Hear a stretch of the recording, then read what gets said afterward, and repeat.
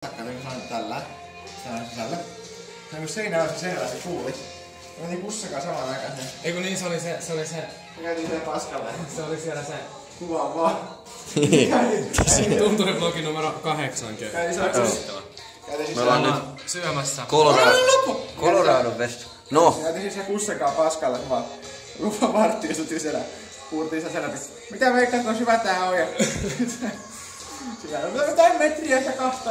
Mut joo, ollaan syöty hyvin varmaan. Sitten mietitte sitä niinku Vihreä. lahnatuskurkkansa pönttössä. Hei! Hiljaa. Ja me ollaan nyt ehkä hienommassa vessassa ikinä. Joo siis, kattokaa nyt tätä designia. Helvetin hyvin suunniteltu pisuaari, voidaan sen perseet vastakkain. Niin. Miettikää tätä koppia tässä. Ja tääkin ehkä maailman hienoin koppi mikä on. Ne ei vittu edes mahu. Ja sit tää musa täällä. Ja sitten täällä on tämmösiä ja niinku... Ja on nyt hirvetä designia. Minä silleen salakaasti kukaan huomaa, että me kuvataan. Otin tossa just firman piikkiin ihan saatanan kalliilla ja... Ja tässä vlogissa on taas Petjan persit. Aina se tulee näihin vlogeihin. Mille kaiken tässä läpi meni? Sulle ja Etulle. Niin. Tässä me syötiin. Tuossa jotain rääppeitä. Joo. Sanokaa hei.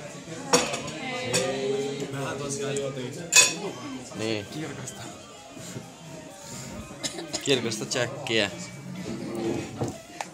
Keräilyharvinaisuus. Joo. Paulahan sen tiedä. Tää semmonen...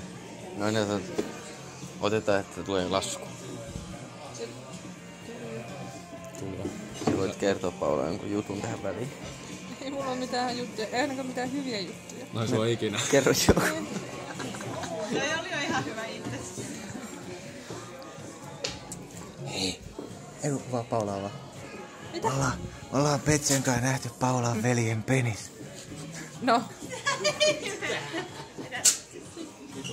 Täällä on lisää peilejä. Kiitos. Mennään nyt. Mennään nyt siihen kahviin. No, lähdetään sitten. Voidaan kuvata meidän reitti pois täältä. Joo. Vaikka.